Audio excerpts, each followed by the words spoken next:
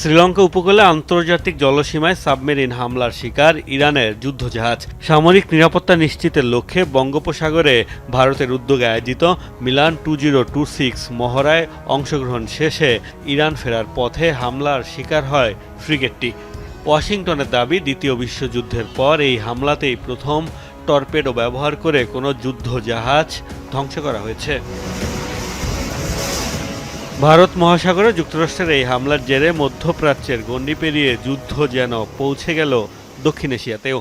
এই হামলার পর প্রশ্নের মুখে ভারতেরই বন্দর থেকে ছেড়ে যাওয়া যুদ্ধজাহাজে তাদের নাকের ডগায় হামলা চালিয়েছে মার্কিন বাহিনী। এ ঘটনায় নিন্দাও জানায়নি দেশটি। এতে নয়াদিল্লির অবস্থান নিয়ে উঠছে প্রশ্ন।